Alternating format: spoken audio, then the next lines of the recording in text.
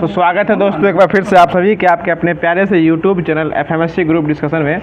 दोस्तों जिस प्रकार साइंस का स्पेशल सीरीज चलते आ रहा है उसी सीरीज में जो आज फिर से आगे आ गए हैं और दृष्टि पब्लिकेशन का जो हमने कल रिवीजन कराया था वो साइंस जो आपको स्पेशल साइंस है उससे कुछ अच्छा पॉइंट जो है इसमें देखने को मिला। इसलिए जो इसी बुक के स्पेशल माध्यम से जो है आज जो कल बच गया था, जहाँ तक ये होमवर्क का जहाँ तक रिवीजन कराने के बाद थी वो बच गया था, तो उसी के आगे जो है आज आपको देखने को मिलने वाला है, जो कि दृष्टि पब्लिकेशन का साइंस में केमिस्ट्री हो जाएगा, जो कि द्रव्य और उनके सामान्य गुण जो है वो जहाँ तक हो गया तो उससे आगे जो है आज कराने वाले। और कुछ लोगों के मन में सवाल हो रहा है कि ये सब कहाँ से पूछा जा रहा है, वो सभी लोग जो है होमवर्क पाने के लिए हमारे एफएमएससी का ऑफिशियल टेलीग्राम चैनल भी बना हुआ है और व्हाट्सएप ग्रुप भी बना हुआ है, उसमें आप सभी लोग ज्वाइन हो जाइए ताकि आपको होमवर्क जो है समय में मिल जाए और आप सभी लोग उसको पहले पढ़ के आइएगा और पढ़ के आने के बाद जो है क्यों सुनिएगा तो देखने में बहुत अच्छा लगेगा।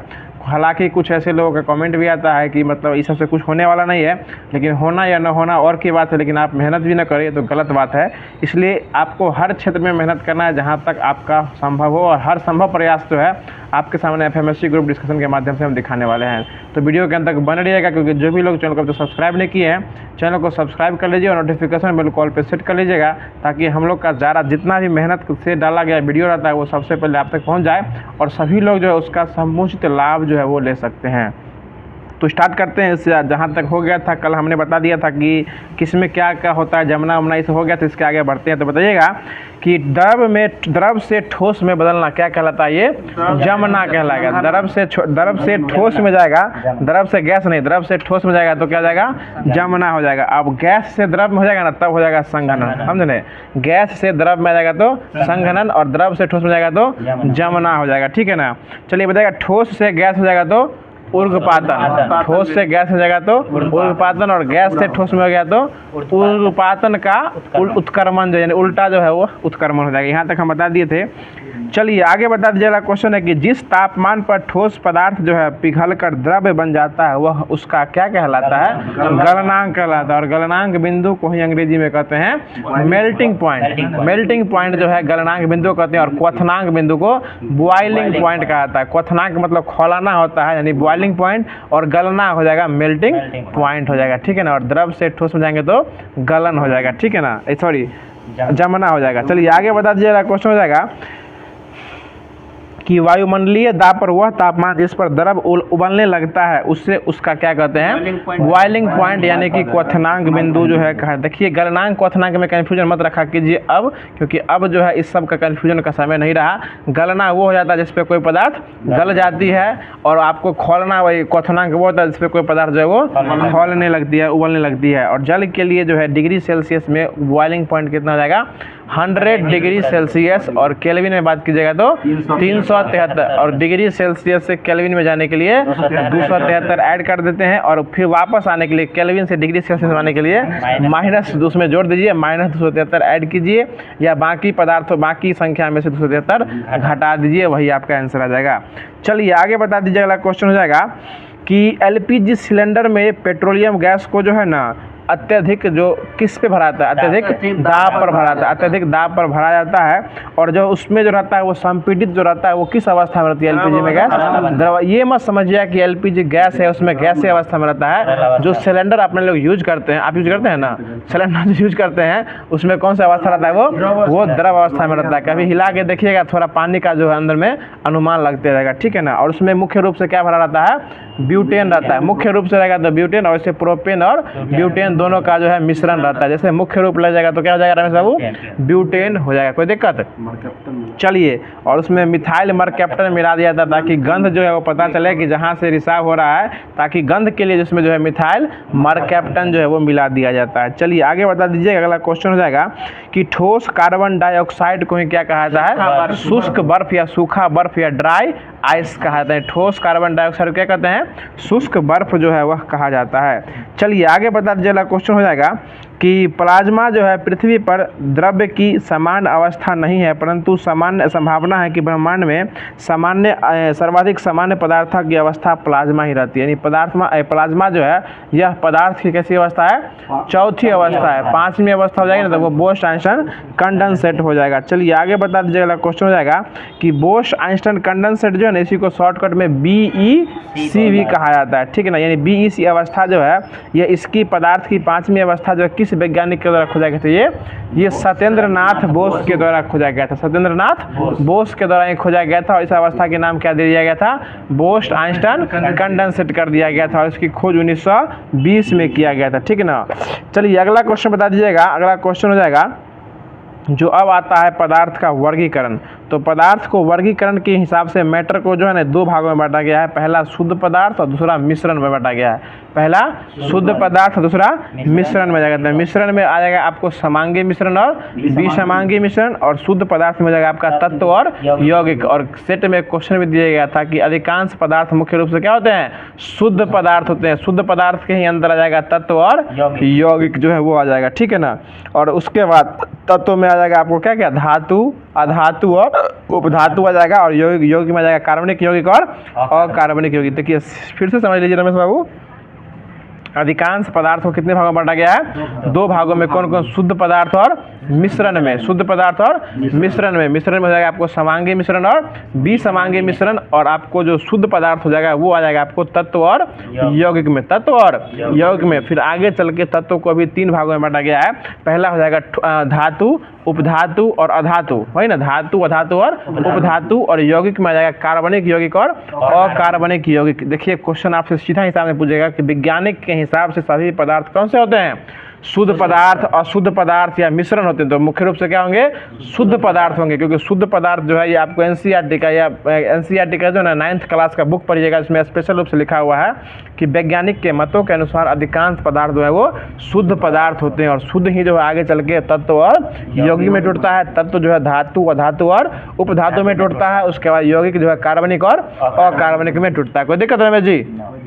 चलिए अगला क्वेश्चन बता दीजिएगा कि किसी द्रव यानी किसी पदार्थ में मौजूद सभी कण सामान्य और समान प्रकृति के होते हैं तो वो पदार्थ क्या कहलाता है? शुद्ध पदार्थ कहलाता है। यानी समान प्रकृति के होंगे तो वो क्या कहलाएंगे? शुद्ध पदार्थ कहलाते हैं। यानी इसमें जो है ना शुद्ध पदार्थ में एक ही प्रकार के तत्वों से मिलकर जो है, एक ही प्रकार के कणों से मिलकर जो बना रहता है उसको कौन सा पदार्थ कहते हैं? शुद्ध पदार्थ कहा जाता है। चलिए इसके बाद आता है उसमें तत्व। तो तत्व की बात कीजिएगा तो तत्व पदार्थ का वह मूल रूप है जिसे रासायनिक अभिक्रिया द्वारा अन्य सरल पदार्थों में विभाजित नहीं किया जा सकता है। और यह जो है आपको पीरियोडिक टेबल में अधिकांश जो है देखिएगा वो क्या हो जाएगा? तत्व ही हो जाएगा। जैसे कि नाइट्रोजन, ऑक्सीजन, चांदी, कॉपर इत्यादि जो है ये सब क्या हो जाएगा? तत्व हो जाएगा। इसको जो है ना आगे चल के धातु, अधातु और उपधातु में बांट दिया गया था। ठीक है ना। और अब आते हैं धातु में। तो धातु का कुछ मुख्य गुण धर्म होता है, वो समझने का प्रयास कीजिए कि धातु प्रायः क्या होती है? चमकीली होती है। धातु क्या होती है? चमकीली होती है। यह विद्युत का और ताप दोनों क्या होता है? सुचालक होता है। धातु का यह पहचानने का गुण हो जाएगा, यह क्या होती है? चमकीली होती है। इसमें विद्युत का और ताप का यानी उष्मा का दोनों क्या होता है? सुचालक होता है। यह तन्य होते हैं, मतलब क्या होते हैं? ये तन्यता होती है। इसमें से आसानी से तार जो है खींचा जा सकता है। ठीक है ना। यह जो है आघातवर्ध भी होते हैं। आघातवर्ध मतलब क्या होता है? इसको पीट कर जो है चादर जो है वो बनाया जा सकता है, उसके उसमें ढाला जा सकता है। उसके बाद यह जो है प्रतिध्वनि पूर्ण होते हैं, यानी चोट करने पर घंटी की तरह ध्वनि जो है उत्पन्न करते हैं। ये सभी जो है आपको धातु को पहचानने के गुण हो जाएंगे। नियम भी बोलिए, गुण भी बोलिए। पहला हो जाएगा धातु क्या होते हैं? विद्युत और ताप के सुचालक होते हैं। ये चमकीला भी होते हैं, यह आघातवर्ध भी होते हैं, यह प्रतिध्वनि भी उत्पन्न करते हैं। उसके बाद ये आपको तन्य भी होते हैं। कोई दिक्कत? आगे है बता दीजिएगा। इसके बाद जैसे हुआ सोना, चांदी, लोहा, पोटेशियम, तांबा, पारा। पारा देखिए धातु होते हुए भी जो है ना ये किस अवस्था में रहता है? द्रव अवस्था में पारा रहता है, जो कि कमरे के ताप पर रहता है। चलिए अगला क्वेश्चन बता दीजिएगा कि अधातु। अब आता है अधातु। जितना बार धातु में बोले ठीक इसका क्या हो जाएगा? विपरीत हो जाएगा। वो क्या हो जाएगा? अधातु हो जाएगा। जैसे इसका कुछ गुणधर्म हो जाएगा कि यह जो है विभिन्न रंगों के होते हैं। यह ताप और विद्युत दोनों क्या होते हैं? कुचालक हो जाएंगे। ये ताप और विद्युत दोनों के कुचालक हो जाएंगे। यह जो है प्रतिध्वनि उत्पन्न नहीं करेगी, यह आघातवर्ध नहीं होगी, यह तन्य जो है नहीं होगी। जैसे हाइड्रोजन हुआ, ऑक्सीजन। ऑक्सीजन क्या एक प्रकार का? अधातु हो जाएगा। आयोडीन क्या है? आयोडीन यह अधातु हो जाएगा। ठीक है ना। उसके बाद कार्बन हुआ, ब्रोमीन, क्लोरीन, ये सब जो है आपको अधातु हो जाएगा। उसके बाद आता है आपको उपधातु, जिसमें धातु और अधातु के बीच का गुण हो जाएगा। उसको क्या कहते हैं? उपधातु कहते हैं। जैसे कि बोरोन, सिलिकॉन, जर्मेनियम, ये सब क्या हो जाएगा? उपधातु जो है वह हो जाएगा। अब देखिए, अब हमको ये क्वेश्चन बता दीजिए कि अभी तक ज्ञात तत्वों की संख्या कितनी है? 118 और एनसीईआरटी का बुक पढ़िएगा, उसमें सिर्फ लिखे हुए कि अभी तक ज्ञात तत्वों की संख्या 100 प्लस है। सिर्फ उसमें लिखा हुआ है, मेंशन नहीं किया हुआ कितना है, 100 प्लस दिए हुए हैं, ठीक है ना। लेकिन अभी जो है 118 है अभी तक ज्ञात तत्वों में से। इसमें से प्राकृतिक कितना है, 98 है। देखिए 98 प्राकृतिक है और 20 गो जो है वो क्या है, कृत्रिम है, यानी मानव निर्मित जो कितना है, 20 गो हो जाएगा, ठीक है ना। और कमरे के ताप पर कितना तापमान, कितने तत्व है जो द्रव अवस्था में रहते हैं, 11 गो।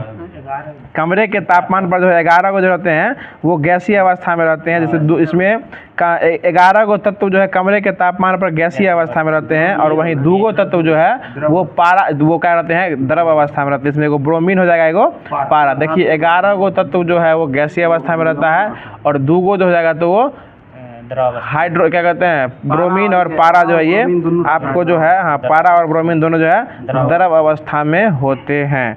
चलिए इसके बाद आते हैं, आपको आप एनसीईआरटी का बुक पढ़िएगा, उसमें लिखा हुआ है कि 118 तत्व है और 118 तत्व में 94 को जो है ना वो आपको कृत्रिम मानव निर्मित है, और क्या कहते हैं बाकी 24 को जो बच गया, 94 को प्राकृतिक है और बाकी 24 को बच गया वो कृत्रिम हो जाएगा, ठीक है ना। बस उसमें उतना लिख दिया, 94 + 24 = 118, बात खत्म है। चलिए आगे बता दीजिए, अगला क्वेश्चन हो जाएगा कि वह पदार्थ जो 2 या 2 से अधिक तत्वों के नियम का अनुपात करते हुए रासायनिक संयोजन के तौर पर बनता है, वह पदार्थ क्या कहलाता है, यौगिक कहलाता है। जैसे पानी और हाइड्रोजन जो है ऑक्सीजन के तत्वों में नियत अनुपात के संयोजन से बनाते हैं तो किसका निर्माण होता है, पानी का निर्माण होता है, यानी H + O2 बनेगा तो क्या हो जाएगा, H2O बन जाएगा। और H2O एक प्रकार का क्या है, यह एक प्रकार का जल और एक यौगिक हो जाएगा, यानी H हो जाएगा तत्व और O2 भी क्या होगा, तत्व होगा, और ये दोनों को मिलाने से क्या बन जाएगा, H2O बनेगा, वो क्या हो जाएगा, यौगिक जो है वह बन जाएगा। चलिए आगे बता दीजिएगा। अब यौगिक में हम बताए थे कि यौगिक दो प्रकार के होते हैं, कार्बनिक और अकार्बनिक। हम बताए थे ना वो कार्बनिक और अकार्बनिक हो जाएगा। तो देखिए जिन यौगिकों का मुख्य घटक कार्बन का होता है उसे कार्बनिक यौगिक कहते हैं। इसके साथ हमेशा हाइड्रोजन जो है वो जुड़ा रहता है। जैसे कार्बोहाइड्रेट, प्रोटीन, तेल, मोम, ये सब जो है कार्बनिक यौगिक हो जाएगा। और वे यौगिक जिसमें कार्बन का घटक नहीं होते हैं वो यौगिक जो है कार्बनिक यौगिक, अकार्बनिक यौगिक जो है वो कहलाते हैं। जैसे Na2CO3, NaCl, ये सभी जो है अकार्बनिक यौगिक हो जाएगा। देखिए अकार्बनिक यौगिक जो है ना, यह चट्टानों, खनिजों आदि से प्राप्त होता है। कहाँ से प्राप्त होता है, चट्टानों और खनिजों से प्राप्त होता है। देखिए इसके बाद आता है मिश्रण। क्या आता है, मिश्रण। और मिश्रण में जो है ना 2 या 2 से अधिक तत्व या यौगिक, ये भी याद रखिएगा, तत्व और यौगिक दोनों उसमें रहता है। और इसके निश्चित, इसको किसी भी निश्चित, अनिश्चित में किसी भी अनुपात में इसको मिला सकते हैं। इसमें निश्चित जो है वो अनुपात नहीं होगा, यानी अनिश्चित अनुपात में इसको मिलाकर जो है इसका गुण को परिवर्तित न हो, इसको जो है आपको मिश्रण कहा जाता है। जैसे आप देखे होंगे अलाव, क्या कहते हैं, एलाई को मिश्र धातु कहा जाता है। जैसे जल में चीनी का विलयन जो है एक प्रकार क्या हो जाएगा, चीनी और नमक का जो है मिश्रण हो जाएगा, चीनी और नमक का मिश्रण हो जाएगा। इसी में जो है विलय और विलायक की भी चर्चा होती है। तो विलय और विलायक को मिलाने से क्या बनता है, विलयन बनता है। और विलय और विलायक में देखिए एक एग्जाम्पल भी देंगे इसका, जो कि आपको लगेगा कि इसका विपरीत है, आप समझने का प्रयास कीजिएगा। विलय वो होता है जो किसी में घुल जाता है, जो किसी में घुल जाता है, और विलायक वो होता है जो को अपने में घुला लेता है। और दोनों को मिलाने से जो बनता है वो विलयन बनता है। अधिकांश ऐसा कहा जाता है कि जिसकी मात्रा अधिक होती है वो क्या होता है, विलायक होता है। वो क्या होता है, विलायक होता है। लेकिन आप जब चीनी का चाशनी बनाइएगा तो इसका ठीक विपरीत हो जाता है। चीनी की मात्रा अधिक रहती है और पानी की मात्रा कम रहती है। इसका ये मतलब नहीं है कि पानी हमेशा विलायक होगा, पानी भी कभी कभी विलय बनता है। समझ गए ना, क्योंकि पानी, हाँ, बुक के हिसाब से ये आप अपवाद में आ जाएगा। क्योंकि अधिकांश ऐसा देखा गया कि शरबत में या फिर किसी भी चीज़ को मिलाने में पानी जो है किसी भी चीज़ को अपने में क्या होता है, घुला लेता है। जैसे पानी और शराब का मिश्रण, आपको मिश्रण में बहुत पढ़ना रहता है, ठीक है ना। पानी और चीनी का विलयन, तो इसमें आपको ऐसा देखा गया है कि पानी जो एक प्रकार का विलायक का काम करता है। लेकिन आपको जब चाशनी बनाएगा चीनी का चाशनी, उसमें चीनी क्या रहता है, अधिक रहता है, तो वहाँ विलायक का काम कौन करेगा, चीनी करेगा। तो इसका ये मतलब हुआ कि जिसकी मात्रा अधिक होगी वो क्या होगा, विलायक हो जाएगा, ठीक है ना। और जो किसी में घुलता है वो क्या हो जाएगा, विलय हो जाएगा। कोई दिक्कत नहीं साहब। चलिए आगे बता दीजिए, अगला क्वेश्चन हो जाएगा। अब इसके बाद मिश्रण जो है ना, इसको दो भागों में बांटा गया है, समांगी मिश्रण और विसमांगी मिश्रण बोला गया। चलिए देखिए, ऐसे मिश्रण जिसके एक घटक जो है दूसरे में इस प्रकार मिल जाते हैं कि पूरा मिश्रण एक रूप हो जाता है, उसी को कौन सा मिश्रण कहता है? समांगी मिश्रण जो है कहा जाता है। यही समांगी मिश्रण को, या इसको विलयन बोलिए। जैसे कि जल में चीनी का विलय, जल में चीनी का विलयन क्या हो जाएगा? समांगी मिश्रण हो जाएगा। हवा देखें, हवा वो किसी को भी अपने अंदर फंसा लेता है, वो क्या हो जाएगा?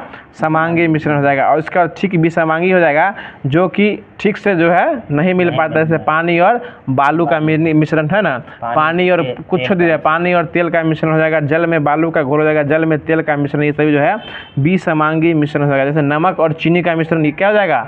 विसमांगी। पानी और नमक नहीं, नमक और चीनी का मिश्रण क्या हो जाएगा? विसमांगी मिश्रण हो जाएगा। और एक क्वेश्चन जो आपको बीपीएससी शिक्षक भर्ती के 1 to 5 में जो है पूछा हुआ क्वेश्चन है कि रक्त एक प्रकार का कैसा मिश्रण है? तरल संयोजी उत्तक है। हमने उत्तक की बात नहीं की है। रक्त एक प्रकार का कैसा मिश्रण है? यह एक प्रकार का विसमांगी मिश्रण है। समझ रहे ना?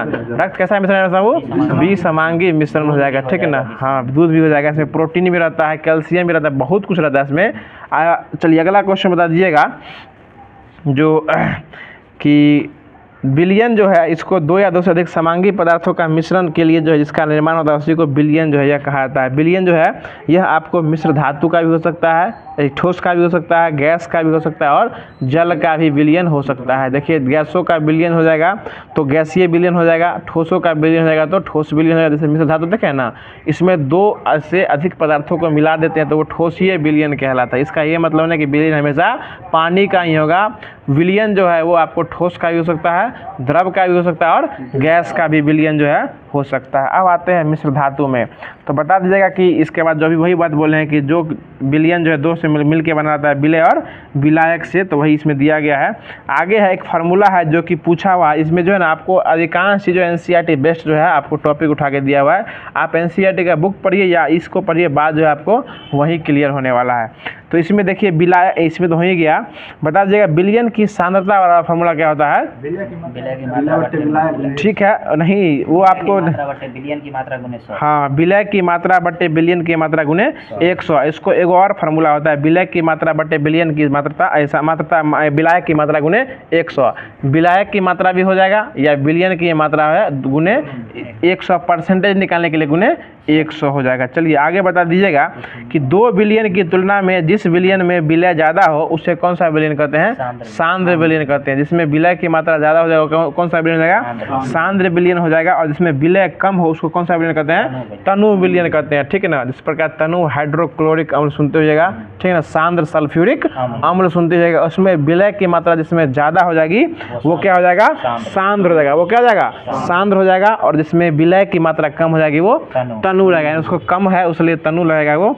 चलिए आगे बता दीजिए, अगला क्वेश्चन हो जाएगा कि ऐसा विलयन जिसमें दिए गए तापमान पर विलय की और अधिकतम मात्रा घुली हो और अधिक नहीं घुल सकता है, वो क्या कहलाती है? संतृप्त विलयन कहलाती है। मतलब एक ऐसा समय आता है जिस समय जो है पानी में चीनी मिलाते रह जाएगा, उसके बाद घुलना वो बंद कर देगा। मतलब वो विलयन कैसा हो गया? संतृप्त हो गया। और जब तक वो घुल रहा है वो क्या रहेगा?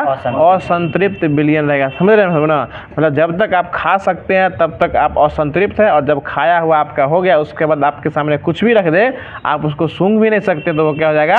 और वो हो जाएगा संतृप्त विलयन जो है हो जाएगा। चलिए आगे बता दीजिएगा, अगला क्वेश्चन हो जाएगा। अब आता है निलंबन। और निलंबन उल्लंबन जो है ना, निलंबन हुआ, कोलाइडी हुआ, इस सब में लोग बहुत फंसते भी हैं और ऑप्शन समझ में नहीं आता है कि क्वेश्चन क्या कहना चाह रहा है और हम क्या सोचना चाह रहे हैं। हाल ही में विगत रूप में अभी बिहार क्या कहते हैं बिहार पुलिस का एग्जाम भी हो रहा है, और इसमें आपको निलंबन से, कोलाइडी से, टिंडल से, इस प्रभाव से जो है क्वेश्चन पूछते जा रहा है, लगातार पूछते आ रहा है। उसमें लोग कन्फ्यूज भी होते हैं, समझने का प्रयास कीजिएगा। देखिए, ऐसा विषमांगी मिश्रण जिसमें ठोस कण द्रव में परिक्षेपित हो जाता है उसको क्या कहते हैं? निलंबन कहते हैं। ऐसा समांगी मिश्रण जिसमें जो है विषमांगी मिश्रण जिसमें ठोस कण जो है, ठोस जो है वो द्रव में क्या होता है? परिक्षेपित हो जाता है, उसको क्या कहते हैं? निलंबन कहते हैं। जैसे देखिए, निलंबन में क्या होता है कि विलय पदार्थ के कण घुलते नहीं हैं बल्कि माध्यम से उसमें निलंबित हो जाते हैं। मतलब घुलता नहीं है, क्या रहता है? वो निलंबित हो जाता है। जैसे पानी में मिट्टी का मिश्रण, पानी में मिट्टी का मिश्रण। ऐसा नहीं है कि पानी में मिट्टी पूरी तरीके से घुल जाता है, घुलता नहीं है। वो ऐसा लगता है कि आपको घुल रहा है लेकिन वो घुलता नहीं है, वो कादो बन जाता है, ठीक ना? वो क्या होता है? आपको ऐसा लगे बाहर से देखिएगा तो जैसे पानी और चीनी का विलयन क्या होता है, देखने से लगता है कि पानी पानी है ना। हाँ। लेकिन पानी और मिट्टी का मिश्रण जो है आप दूर से भी देख के कर सकते हैं, पानी नहीं क्या है, मिट्टी। पानी और मिट्टी का मिश्रण हो जाएगा। ये पूरा रूप से घुलता नहीं है, उसमें निलंबित हो जाता है, उसको क्या कहते हैं, निलंबन कहा जाता है। समझ रहे हैं ना, पानी और मिट्टी का घुलना क्या कहलाता है, ये निलंबन का उदाहरण जो है हो जाएगा। अब आते हैं इसके बाद कोलाइड। कोलाइड जो है मैंने दूध एक प्रकार का है, कोलाइड भी है, दूध एक प्रकार का कोलाइड है। दूध नहीं देखे कभी, ला देंगे देख लीजिएगा। दूध जो एक प्रकार क्या हो जाएगा, कोलाइड हो जाएगा, ठीक है ना। देखिए कोलाइड में क्या होता है कि ऐसा विषमांग मिश्रण जिसमें कण विलयन के सदृश समान रूप से विलयन में पूरे फैल जाते हैं और निलंबन की अपेक्षा कणों का आकार छोटा होता है और मिश्रण समांगी प्रतीत होने लगता है, यानी परंतु वास्तविकता में यह एक असमांगी मिश्रण है।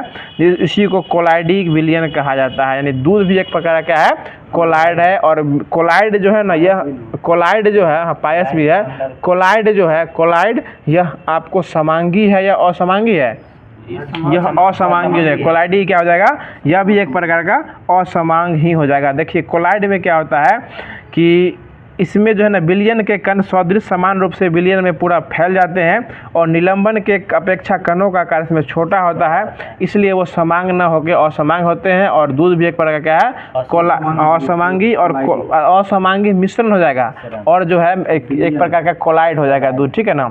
अब जो है इसके बाद आता है कि एरोसोल का उदाहरण सुने हो जाएगा कि जिसमें कोई घुलता है तो किसका उदाहरण जो है वो बनता है। ये क्वेश्चन पूछता भी है इसमें कि जैसे कोहरा देखे है ना, कोहरा ये किस में किसका विलयन हो जाएगा, गैस में द्रव का। कोहरा हो जाएगा तो गैस में द्रव का हो जाएगा। बादल हो जाएगा तो गैस में द्रव का, गैस में द्रव का। कुहासा हो जाएगा तो वही गैस में द्रव, कोहरा को ही कुहासा कहा जाता है। आगे देख धुआं देखें, धुआं इस ये किस में किसका हो जाएगा, गैस में ठोस का। धुआं हो जाएगा तो गैस में ठोस हो जाएगा। सेविंग क्रीम देखे हैं, सेविंग क्रीम ये द्रव में गैस, ठोस नहीं द्रव में गैस। जैसे पानी देते हैं करते तो फोम बनते जाता है, तो गैस द्रव में क्या जाएगा, गैस, क्योंकि द्रव उसमें दीजिएगा तो उसको हिलाइएगा तो क्या होता है, फोम बनता है तो उसमें गैस भरते जाता है द्रव में, तो द्रव में क्या हो जाएगा, गैस हो जाएगा। चलिए आगे है रबर देखें, रबर यह किस में किसका रहता है, यह ठोस में गैस रहता है। रबर जो है ठोस में गैस रहता है। इसको दबाइएगा फिर छूजिएगा तो क्या होगा, एक प्रकार का स्पंज की तरह काम करता है। स्पंज भी जो है एक प्रकार का ठोस में गैस ही हो जाएगा। दूध देखें, दूध ये किस में किसका मिश्रण है, द्रव में द्रव है।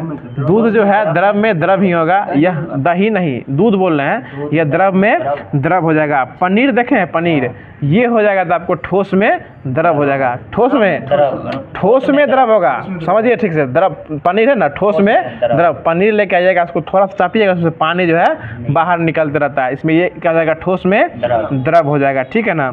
अब उसका मक्खन देखें, मक्खन ये भी ठोस में क्या हो जाएगा, द्रव हो जाएगा। जेली देखें, ये भी ठोस में द्रव हो जाएगा। चलिए उसके बाद कीचड़ देखें, कीचड़ ये क्या हो जाएगा, ये द्रव में ठोस हो जाएगा। कीचड़ हो जाएगा द्रव में ठोस। अरे हाँ, ठोस में द्रव में जो क्या दीजिएगा, दीजिएगा ठोस तो क्या हो जाएगा, कीचड़ दीजिएगा तो एक प्रकार का जो है वो द्रव में ठोस हो जाएगा। चलिए उसके बाद रंगीन पत्थर देखें, जो कि अंगूठी में लोग बना बना के पहनते भी हैं, वो किस में किसका हो जाएगा, ठोस में ठोस, ठोस में ही ठोस का मिश्रण हो जाएगा। दुधिया कांच देखें, नहीं देखें, वो देख लीजिएगा। दुधिया कांच भी जो है ठोस में ठोस का ही मिश्रण हो जाएगा।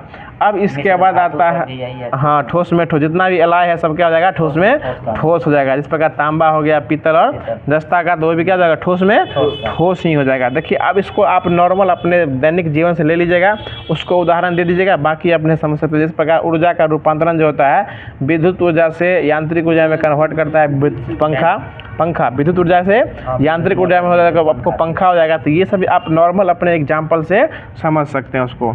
चलिए अब इसके बाद आता है टिंडल प्रभाव। हमने बताया भी था निलंबन, कोलाइडी और टिंडल। इससे क्वेश्चन फंसाता भी है, फंसना नहीं रहता, ठीक है ना। आपका एग्जाम कब है, 21 तारीख को ना, 18 तारीख को। देखिए आपका एग्जाम बहुत नज़दीक है, एग्जाम सर पर है, आप टोपी लगा के आए हैं। अगला क्वेश्चन बता दीजिएगा। चलिए अगला क्वेश्चन बता दीजिएगा, संग्रहित कर रहे हैं और टोपी में लोड कर रहे हैं।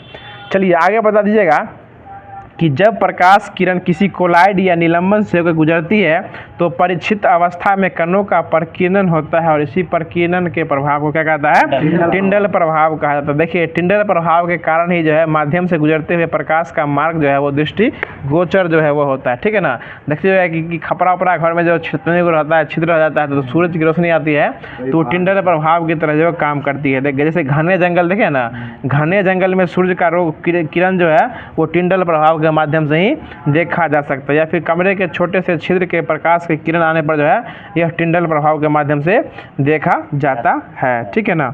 अब जो है यहाँ तक हम उम्मीद करते हैं कि आप लोगों को समस्या जो है नहीं होना चाहिए। अब इसके आगे आते हैं मिश्रण के घटकों का पृथक्करण।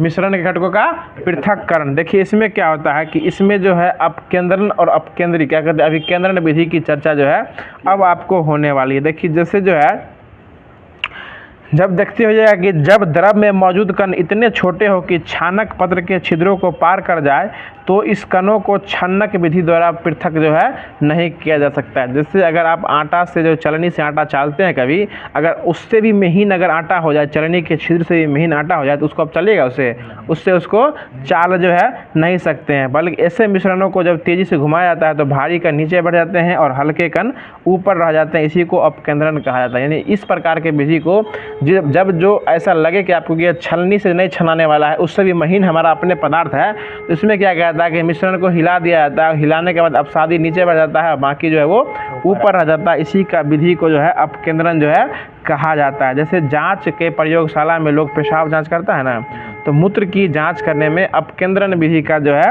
उपयोग किया जाता है। समझ गए सब? ये क्वेश्चन पूछ सकता है कि मूत्र की जांच को किस विधि द्वारा किया जाता है, तो अपकेंद्रण विधि द्वारा किया जा सकता है। उसको छन्ने का छन्ना से छनाएगा, ऐसा लगा कि बाकी विटामिन नीचे चला गया, कैल्शियम ऊपर रह गया, हाँ ऐसा नहीं ना हो सकता है। तो देखिए उसके बाद दूध से क्रीम निकालना, दूध से क्रीम निकालना, ये भी किस विधि पर काम करता है? अपकेंद्रण के विधि पर काम करता है। वॉशिंग मशीन देखे होइएगा, वॉशिंग मशीन जो कपड़ा आपको धोता है और कपड़ा से धोने के बाद जो पानी सुखाता है, ये भी अपकेंद्रण विधि पर ही काम करता है। हम उम्मीद करते हैं कि दूध से क्रीम निकालना और वॉशिंग मशीन अपकेंद्रण विधि का उदाहरण सबको पता होगा, लेकिन ये पेशाब वाला जो हम जांच बता दिए, ये उम्मीद करते हैं नहीं पता था, सीख लीजिए। ये पेशाब जो जांच होता है, जो जांच घर में, वो भी अपकेंद्रण विधि द्वारा ही जांच किया जाता है। चलिए आगे बढ़ते हैं। इसके बाद आता है वाष्पीकरण, और वाष्पीकरण को ही अंग्रेजी में कहते हैं इवोपोरेशन, ठीक है ना। क्या कहते हैं? इवोपोरेशन। बोलिए बाबा क्या कहते हैं उसको? इवोपोरेशन कहा जाता है, ठीक है ना। चलिए अगला क्वेश्चन हो जाएगा, जो ठोस पदार्थ एवं द्रव के मिश्रण को पृथक करने के हेतु इस विधि का उपयोग किया जाता है, और इस विधि में विलायक को इस विलयन में घटय और विलय और विलायक को पृथक करने हेतु वाष्पीकरण का प्रयोग किया जाता है। मतलब इसमें जो विलय और विलायक है दोनों को वाष्पीकरण विधि द्वारा प्रयोग किया जाता है। इससे होता क्या है कि द्रव जो है वाष्पित होकर ऊपर चला जाता है और जो बाकी जो विलायक जो है वो क्या कहते हैं, विलय जो है वो नीचे रह जाता है। इस प्रकार दोनों को अलग अलग जो है कर दिया जाता है। जैसे आपको चीनी में नमक का घुला हुआ है, उससे नमक प्राप्त कीजिएगा, तो एक क्वेश्चन पूछता भी है कि नमक जो प्राप्त किया जाता है वो किस विधि द्वारा प्राप्त किया जाता है, तो वाष्पीकरण विधि द्वारा। वाष्पीकरण न मिले ऑप्शन में तो वाष्पन विधि भी दे देता है। वाष्पीकरण या वाष्पन विधि द्वारा जो है नमक को प्राप्त किया जा सकता है। कोई दिक्कत? बोलिए ना। चलिए अगला क्वेश्चन बता दीजिएगा कि समुद्री जल से नमक बनाने की प्रक्रिया भी जो है वह वाष्पीकरण के प्रयोग से ही की जाती है। अब देखिए इसके बाद आता है अवसादन। क्या आता है? अवसादन को ही निस्तारण कहा जाता है। अवसादन या निस्तारण जो है इसी को कहा जाता है। देखिए इसमें क्या होता है कि किसी द्रव में अघुलनशील पदार्थ के मिश्रण को पृथक करने हेतु इस विधि का प्रयोग किया जाता है। यानी जो पदार्थ द्रव में नहीं घुल सकता है उसको है अवसादन विधि द्वारा अलग किया जा सकता है। उसको किस विधि द्वारा किया जा सकता है? अवसादन विधि द्वारा जो है उसको अलग किया जा सकता है। इसमें क्या होता है कि ऐसे मिश्रणों को जो है शांत छोड़ देता है जो कि अघुलनशील होता है, और कुछ देर के बाद वो क्या होता है जब पेंदी में जो है वो बैठ जाता है भारी होने के कारण, और इसको जो है अवसादन कर लिया जाता है। यानी इसमें क्या होता है, ऊपर से द्रव को जो अलग कर लेते हैं वो निस्तारण हो जाएगा, और बाकी जो नीचे बच गया वो क्या हो जाएगा? अवसादन हो जाएगा। जैसे कैसे? जैसे बालू में अगर आपका पानी का मिश्रण है तो पानी को बालू में हिला दीजिएगा, तो जब तक उसको कुछ देर के बाद इंतजार कीजिए, कुछ देर के बाद क्या होता है, वो नीचे बैठ जाता है। कौन बैठ जाता है नीचे? बालू। और पानी को ऊपर से ढाल लीजिएगा, तो पानी जो आप ढाल के अलग कर लिए वो प्रक्रिया क्या कहलाएगी? निस्तारण। निस्तापन नहीं, निस्तारण। पानी जो आप बालू से अलग ढाल रहे हैं, जैसे परखनली है, उसमें आप बालू और पानी का मिश्रण है, उसको पहले हिला दीजिएगा तो वो मिश्रण हो जाएगा। और मिश्रण कुछ देर के बाद क्या होगा, बालू भारी होने के कारण क्या होगा, नीचे बैठ जाएगा, अवसाद हो जाएगा, और पानी क्या रहेगा, ऊपर रहेगा। तो पानी को ढाल के अलग कर लीजिएगा, तो वो प्रक्रिया हो गई निस्तारण। और बच गया नीचे क्या, बालू, उसको अलग कीजिएगा, वो हो जाएगा अवसाद, और वो प्रक्रिया कहलाती है अवसादन। कोई दिक्कत? वो प्रक्रिया क्या कहलाती है? अवसादन कहलाती है। जैसे जल में मिट्टी के मिश्रण को पृथक करना है, तो पहले उसको क्या करना है, हिला देना है, तो मिश्रण हो जाएगा। धीरे धीरे क्या कुछ देर के बाद जो है पानी की सतह पर मिट्टी क्या जाएगा, बैठ जाएगा। उसके बाद जो है छान के अलग कर दिए। जैसे दाल में आप लोग बनाते होगा, दाल बनाते होगा, दाल में पानी ज़्यादा होता है, तो कुछ देर के बाद क्या करते हैं, कुछ देर छोड़ देते हैं, दाल जो है नीचे बैठ जाता है और पानी जो है ऊपर रह जाता है। तो पानी को पचा के अलग कर देते हैं, नीचे वाला सिट्ठी दाल वाला जो है वो गिर देते हैं। तो वो आपको पानी जो अलग कर देते हैं वो क्या हो जाएगा, निस्तारण हो जाएगा। और बाकी जो दाल खा लेते हैं वो क्या हो जाएगा, अवसादन। जो एग्जाम्पल समझ लेना सब ना, अब नहीं भूलिएगा। इस तरह अपने दैनिक जीवन से इसको प्यार कर लीजिए ना, कि बाहों में आने के बाद भी आपको छोड़ नहीं सकती, समझ रहे ना।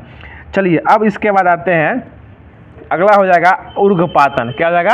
ऊर्ध्वपातन। ये तो सभी लोग पता होगा ऊर्ध्वपातन क्या होता है। इसमें क्या होता है कि ऐसे मिश्रण जिसमें ऊर्ध्वपातित होने सकने वाले अवयव और ऊर्ध्वपातित न हो सकने वाले अवयव मिले हो और पृथक करने की विधि को ऊर्ध्वपातन कहा जाता है। इसमें क्या होता है कि नमक और अमोनियम क्लोराइड के मिश्रण को पृथक करने के लिए ऊर्ध्वपातन विधि का उपयोग जो है किया जाता है। इसमें जो है ना द्रव में थोड़ा समय के लिए आता है, यानी ठोस से सीधे क्या होता है, वो गैस में अपडेट हो जाता है। उसी को क्या कहते हैं, ऊर्ध्वपातन विधि द्वारा कहा जाता है। ठीक है ना, इसको क्या कहते हैं, ऊर्ध्वपातन जो है वो कहा जाता है।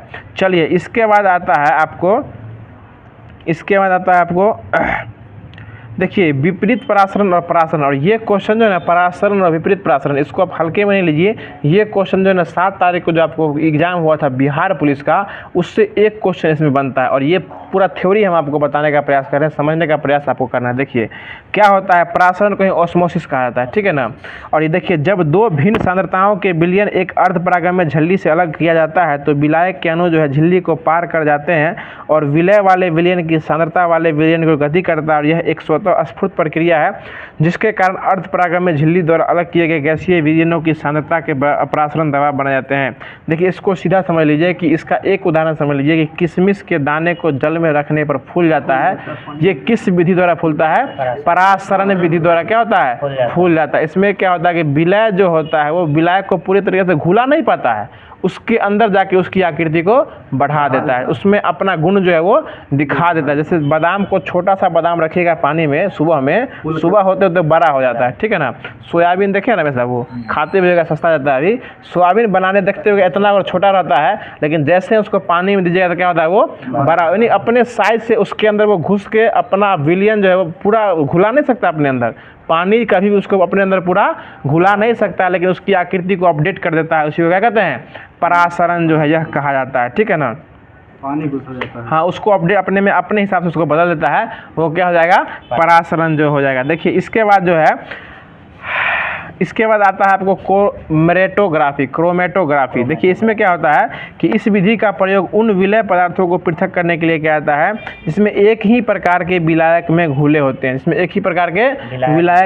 होते हैं, जैसे कि रक्त से नशीले ड्रग्स को पृथक करने में इसका क्रोमेटोग्राफी का उपयोग किया जाता है।